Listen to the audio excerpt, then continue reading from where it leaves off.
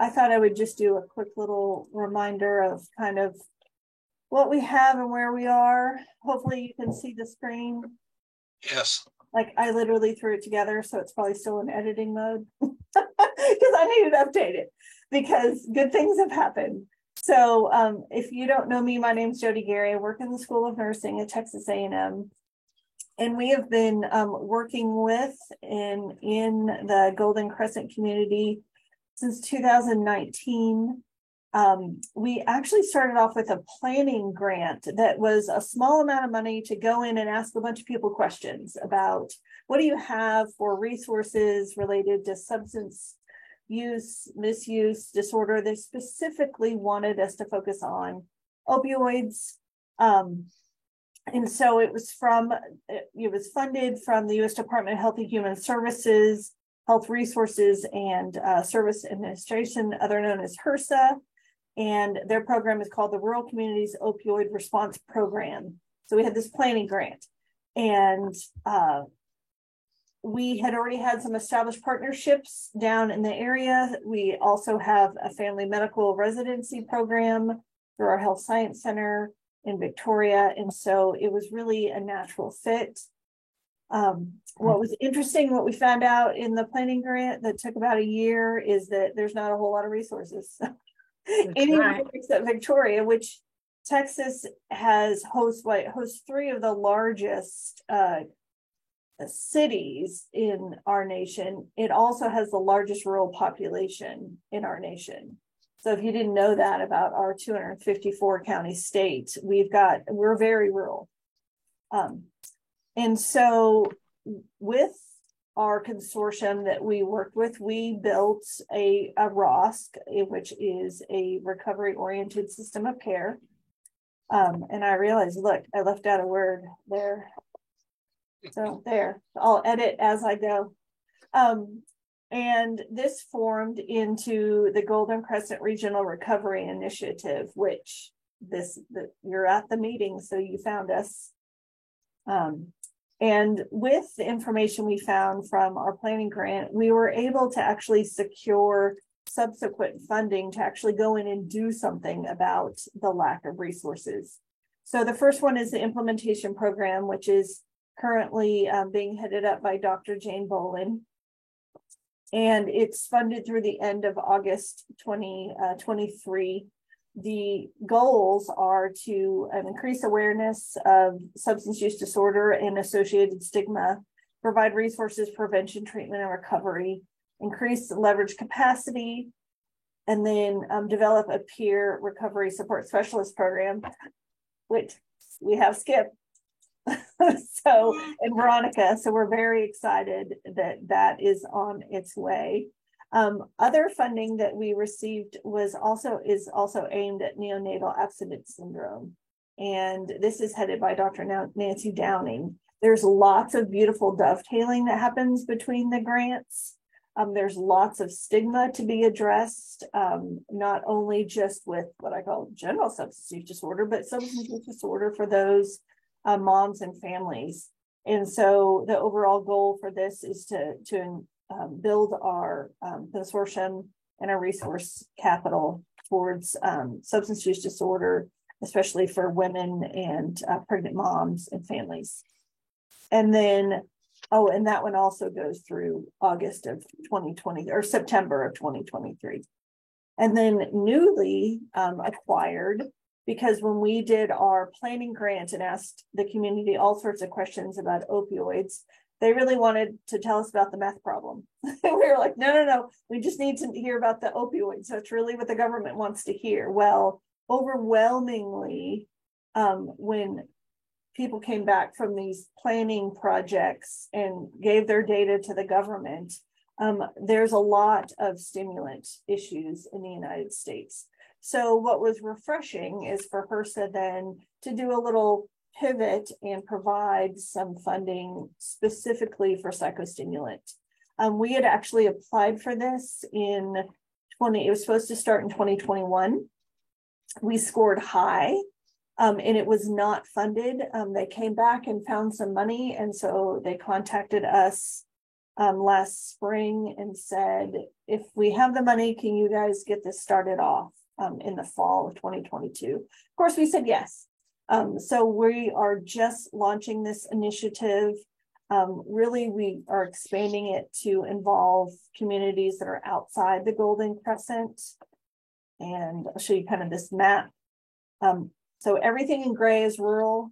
It's probably not surprising to you. Goliad used to be considered partially rural, but they flipped over to be fully rural in 2022 with data. What we found is Victoria is really your hub for where any of the resources that do exist, a lot of them are coming out of Victoria. So what we're hoping to do is be able to expand to a lot of the rural outliers or outlying communities. So the overall goals for this are also just to strengthen what we've started, and we put a lot of emphasis on peer support services. So we're very excited to hopefully get some expansion, some more Skips and Veronicas, roaming all of the areas and engaging in the community. So again, here's just a list of kind of our collaborators, and Billy T is a great collaborator, and they also house the GCRRI. So I will turn it back over to the master in charge, Mr. Boswell. And if you have any questions, feel free just to unmute and ask.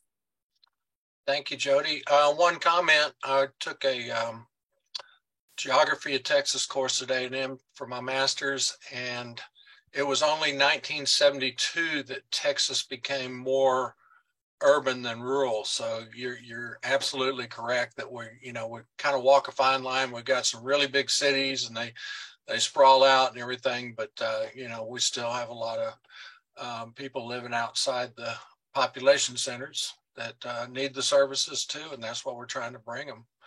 And one of our latest developments was to kick off the peer recovery support specialist team, and Skip is here to tell us about that today. Hello, everyone. Thanks for having me here today. I really appreciate it. I'll give you just a quick little bit of history about myself. I'm been an ordained worship pastor for about 25 years. This year will be 25, believe it or not. It's crazy. But I got involved for some, pretty legitimate medical reasons. Had both my hips replaced in the early 2000s, had massive amounts of dental work I had to do, and I got, started taking pain medication. And of course, that completely got away from me. And even after my surgeries, it basically just became something that I thought I had to have to just, get by every day. It quit being something that I needed for pain. It had to be something that I couldn't not have. Otherwise, I was just going to feel horrible. So I was completely addicted, dependent, whatever word you want to use. And did it for many, many years. Probably a good 18 years. I was taking one form or another. And, long story short, got to a point to where over those years, I tried to quit dozens of times. I mean, my biggest thing is I wanted to successfully quit myself and never have to tell anybody it ever happened. And I think I thought I was keeping it a secret, but you know how that goes. People knew, my whole family, of course, knew, and that's a whole different situation. But anyway, I finally got to a point where for the first time ever, I reached out for help with the Billy T. Catan Recovery Outreach Center here in Victoria in June of 2021.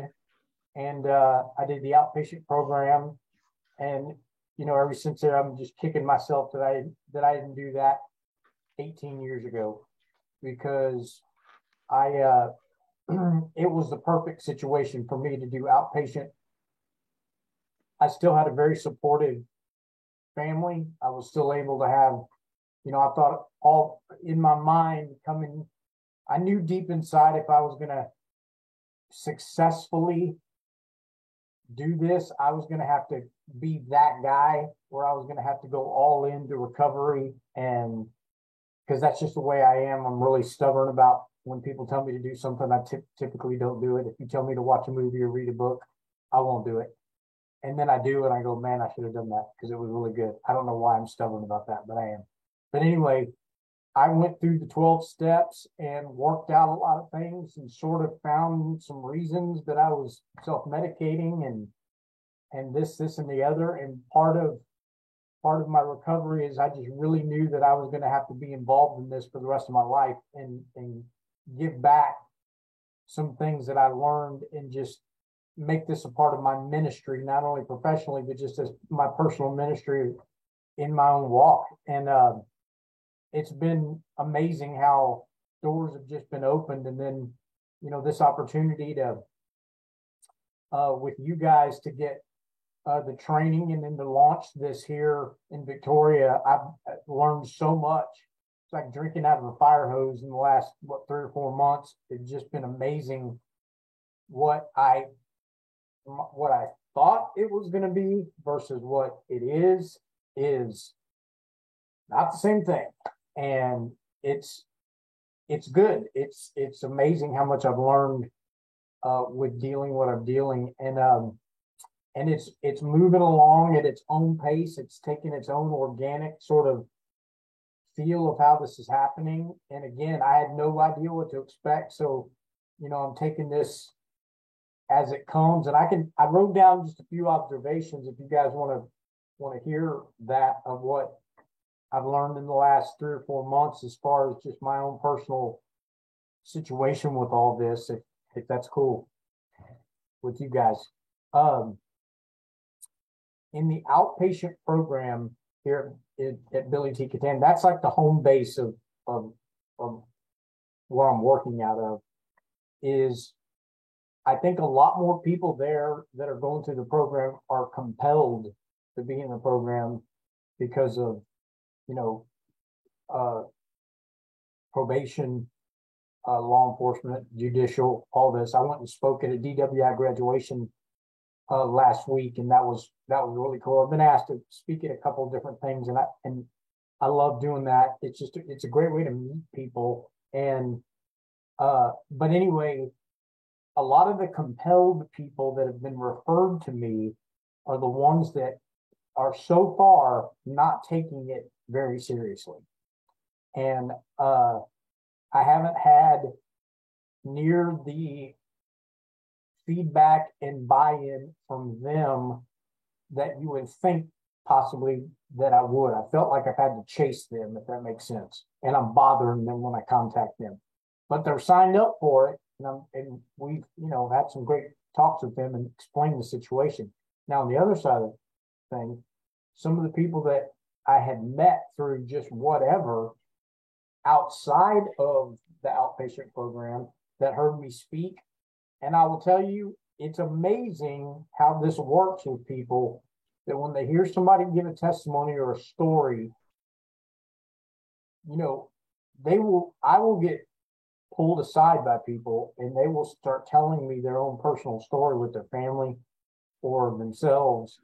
And I have more people from that I'm being a peer recovery coach to than successfully referring to the program. And the people that are voluntarily asking me to help them are way more bought into what it is than the compelled people are. And I guess that obviously probably makes sense. You know what I mean? But it's a very different vibe with the people that are really wanting to do this on their own terms, if that makes sense. And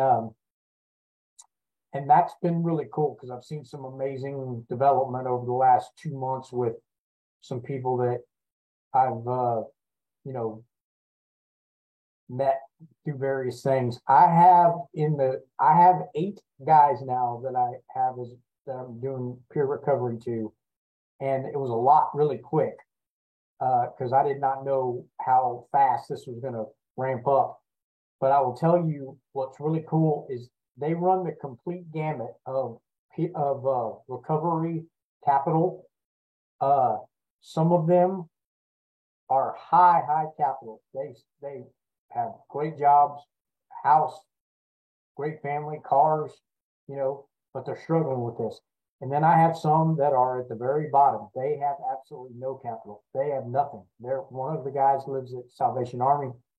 He has to leave there at 7 in the morning and has to be back at 6. He has no license, no car, no house, no job, no nothing. So I have the gamut of those. So I'm getting this education in this, like a 2x4 smacked across my head to figure this whole thing out. Because in some ways I have to be a resource connector with those people. And in other ways, I have to be almost I don't want to use the word life coach, but almost more like a motivator for the people that have a lot of high recovery capital, because they want to talk a lot and get motivated to continue to be on the track that they are. And that's fun to do that as well. But I've got a couple of people with very low capital that are so bought in and trying so hard. And that fires me up more than anything, because I'm telling you, just to get in the car and go track down and get their birth certificate is the biggest deal for them. And that's just fires me up that I can even help with something like that. And then because of that, they can renew their license. And because stuff that I take for granted, I have to remember what that could have been me at some point. That never happens to you until it does happen to you. And I was very blessed, and that's in front of me all the time to remember that. So I'm just trying to connect people with what they need to connect to. And I'm still learning. This is all still very new. But just, again, I just am thankful for all of you guys in the program that I can be involved in this, because that helps me. I think talking with all of those people every week that I do helps me more than I think I'm helping them. And I think that's what I'm going to try to do this whole entire time, is it motivates me every time I talk to somebody to continue this process. And it's so needed in our area. And we need a lot more people doing this than we have now. So I got some ideas turning in my head for future stuff about that possibility. But so far, so good, I think. So anyway, I'd love to any questions you guys have, or I probably don't have a good answer, but I can try. Skip, can you tell us a little bit about what Veronica is doing, and tell us who she is? She is, she's a nurse, and she is, I think she's probably working. She's been working a lot. She's doing the exact same thing for the ladies. And I'm gonna tell you what she's really good at is she is a lot better than I am about reaching out to people that are outside of the Billy Catan program, the outpatient program. She has her finger on the pulse of a lot of this better than I have. And I'm learning a lot about that. She's actually got me 2 different people, because she's out there and talk to the guys when I haven't been able to go there. So we're making a pretty good team. But yeah, she's perfect for doing this. So it's really good. We've reached out we have a Christ Kitchen here, and one of my guys is from there. He's volunteering as a cook in there when we met him. It's amazing how different walks of life there are that just get connected. I think personally, I'm wondering, we're hopefully going to break ground on the inpatient detox and rehab in the first of the year. I think maybe having them, I think that's going to be a huge push towards peer recovery coaches, because we're going to get to start earlier, I think, in their recovery, maybe tying in with them. I'm hoping to do some chapel stuff there and some different things, get involved there but meeting them much earlier in there to where I think maybe they'd be the people that are compelled to be there might be a lot more receptive if they get to know us in an organic way instead of all of a sudden, right when they go to finish their outpatient program, hey, by the way, and then I walk into some meeting, introduce myself like a moron, standing up there trying to, tell them what they need to do in their life, and they all look up at me and just like, I hand them something, and they just tear it up when they walk. That's what I feel like anyway. But it needs to be something besides me standing up there trying to talk. And when the room gets silent, I don't let there be awkward silence. I got a bad habit of trying to talk, and sometimes I shouldn't do that. So I'm learning a lot about myself. I do the same thing, Skip. Huh? I do the same thing. Yeah, and sometimes that's a good thing. Sometimes that's a good thing, and a lot of times I got to learn to read the room, and sometimes awkward silence is good because it makes people think about what they're going to say, But to me, it grates on me, so I have to open my big mouth. What you're describing is exactly what, when I spoke to other people about how do you get a peer support program going in a community, and it's getting the community to know what it is and know what you do. And so just think of that awkwardness is like, I think about when I do yoga, there's awkward mechanical to natural, and I'm okay at staying at awkward for a while.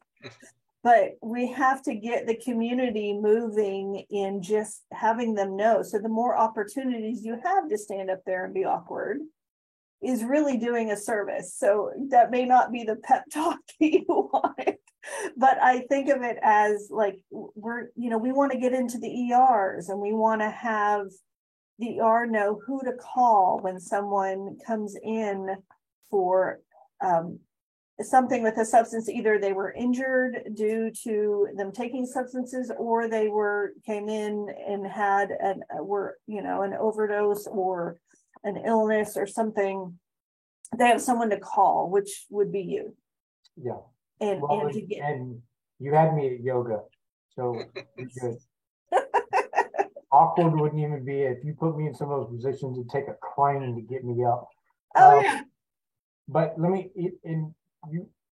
my question about that kind of stuff, and I'm hoping to learn a lot more when we go to visit these hospitals and talk to these, like the CPS especially, and the different things, is like I got asked yesterday. I got a call out of the blue to do an intervention, and that's something I'm very interested in as well, to get involved. But long story short, when we get the detox in the inpatient place, that's going to make it so much easier for me to go to an emergency room and talk to somebody or a situation, because I can have an answer for them very quickly. Right now, it's incredibly difficult, because if I talk to somebody and say, and after I hate to use the word assess because I'm not a professional counselor, but when I talk to somebody cold and I hear their story and they tell me some things and we talk about it, I think I have a pretty good sense of if they need to go into recovery, like if they're in a situation where they need professional more than outpatient. But that's very difficult, because for me to get them to go to Billy Catan, they have to, first of all, make an appointment that may be 2 weeks away. Then the person has to find them a place that they may not even be able to get to, and that may be another week. And you lose all that momentum of they may be ready to go that day. You got to take advantage of that. And that's very difficult when you talk about going and talking to ER patients, or I get a call, or something like that, and I go, well, this is what you need, and I want to help you. And man, if we had this place in town, I could drive them straight there and say, we got to figure this out. You know what I mean? And if they're willing to go right then, that next day, they may not be willing to go. And right. And have that a little bit. So that's actually the whole Golden Crescent is what I would call a resource poor area for substance use disorder. Yes. And so that is the struggle that we heard from even physicians when someone comes into their office, or ER nurses. They would not ask the hard questions because they didn't have any resources to send them. They didn't have a place to send them.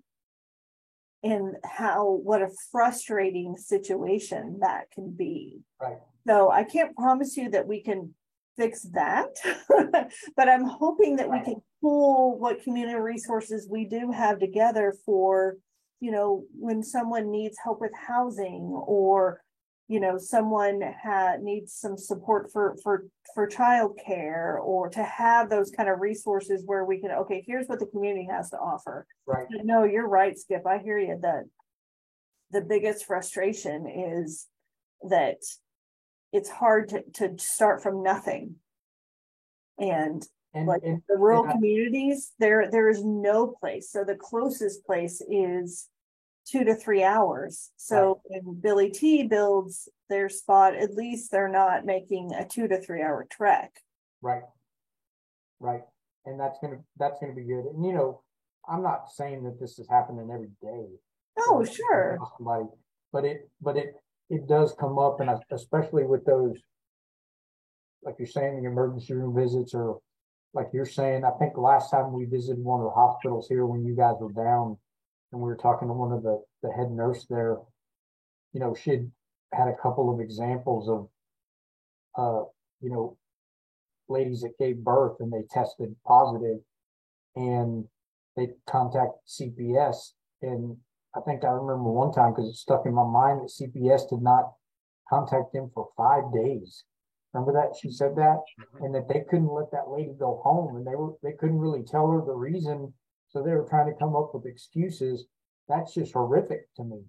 And I've got a lot of questions that I want to ask the CPS people. Now, obviously, that's going to be more of a Veronica thing than it's going to be a me thing. But are we in a position to where, we can go visit the lady? We can call CPS, say this, where she can go sit down with the lady and say, listen, you just tested positive and all this, and you're not going to go home with that baby. So the substance use, the symposium that's coming up, yes, that is a huge section of that. So we're going to have someone from CPS who will be able to provide guidance, which, again, providers have the same questions.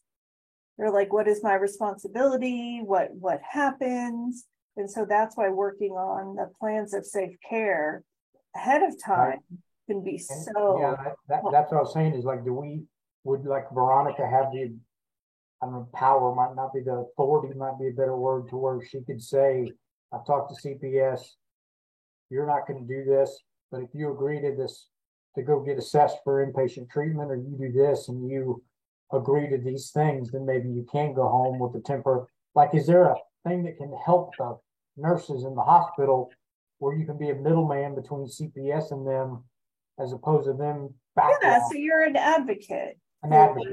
Let's work on what keeps our family safe. And so actually, Nancy has partnered with someone who we have these, walk-through notebooks to kind of help guide that plan. So that's one of the things we're excited to talk about during the roadshow.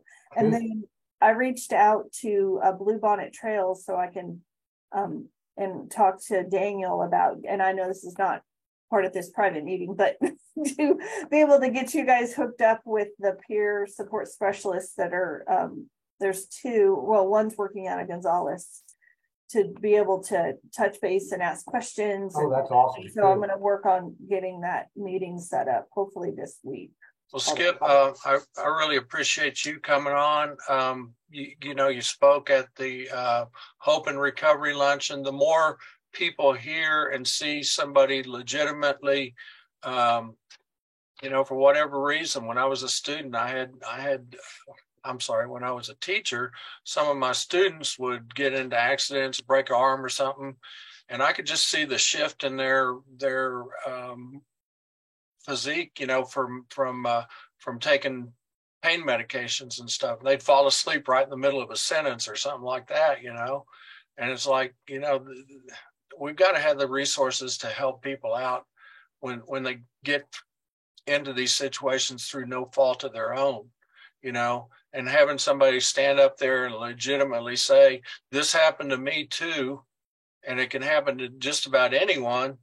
You know, it really goes a long way to getting community buy-in. And this is, like I said, the start of a new program. You all are our guinea pigs, more or less. Stella's had the PRSS training. And, you know, as we get more funds available, we're not going to steal Stella, obviously, from Perpetual Help. But if she can do that inside Perpetual Help and help those women, you know, that's a plus for them. And we'll be able to grow this program and get more people involved, especially people that have good recovery stories. And the best way, I agree with you on something you said earlier on. The best way to get me to do something is to tell me I can't. Right. You can't go back to A&M at 52 and get a master's degree. Hold my ginger ale.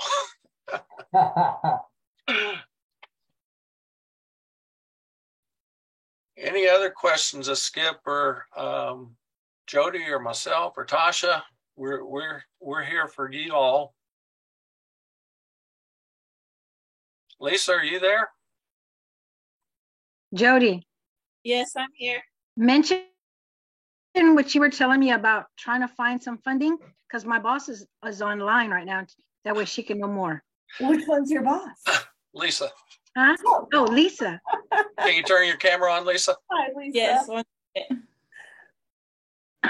Lisa is the new executive director of Perpetual Help Home. Oh, okay. That was like, your name looks so familiar, and because we're meeting up and having lunch in a you know, the end of Couple of weeks. Yeah. So nice to meet you. So As well. there are, you know, I'm not the expert in finding grant funding, but sometimes when things come across my desk, I now have Stella on my mind of, you know, there's looking at community, you know, things that offer community support or that you can write to that are focused on community efforts. Because what you guys want to do and what you plan to do is, gosh, it's so fundable. Robert Wood Johnson Foundation has made a big shift into focusing on communities and building communities with the community itself. And so anyway, I told Stella when we went and visited some of the properties that I would keep her in mind. And as I'm scrolling around and looking at things, so. Thank you. Yes, thank you. Because we don't know always where to look, you know. I know, I don't always either, but you know, we have a research office too that we're currently looking for a research team. So that's a good. Yes, thank you. So I'll look forward to seeing you. Yes, I'm looking forward to it as well. Yeah, and then Tracy, it's always nice to see you. Hi, yes, I'm driving right now, but yes, it sure is. And I haven't. I don't think I've met Diana or Gail, but glad they were able to join us as well. Diana's with economic development. That's okay. Her name was familiar as well. Okay. Can you hear me? Yes. Oh, I can hear you. I can hear you now. Okay. I was at the symposium. I work with the health department. Yeah. Yes. Okay. Now, okay. Yes. Thank you for putting that in context. I'm so much better with faces sometimes than names. I will completely admit it. Okay. So, well, I appreciate you all joining us. There's Tracy. Is he driving? I just parked now. I got to where I needed to be. Gail, yes, I totally remember you, Gail. Yes. Awesome. Well, good deal. Anybody else got anything? We've got a few minutes left. Questions, I concerns? think in November you said you were going to bring in Mark to talk about psychostimulants. Daniel's going to. That would be awesome. Yeah. Because I think, people will be surprised at what actually counts. Adderall in schools. I don't know, Tracy, if you hear of students with too much Adderall on their hands. But it can be quite an issue as well. Oh, yes. We've heard it a few times actually during our camps and stuff. Mm-hmm. Oh, wow. Okay. Awesome. I do have a quick question. Is anyone still offering the Narcan training? The naloxone. So Yes. we have had trouble getting a hold of naloxone. Okay. The shortage, and then the opioid task force, I guess Tasha was telling me they're taking a break and revamping some of their content. So we are hoping to get those up and moving again. Okay, perfect. And they prefer us not saying Narcan. Narcan is just the brand name. Got it. Like Kleenex versus tissue. Yeah. Okay. So naloxone is the actual regular name. It's easier to say Narcan. Yeah. Thank you. If you see the trainees come across and they Yes. naloxone, that's really why. So Okay. yes, we are trying to work on those with Joy Alonzo, who was the lady at the symposium. Yes. Right. The new neuropharmaceutical engineer, Miss Smarty McFarty. She's a great wealth of information. Perfect. Thank you. You're welcome.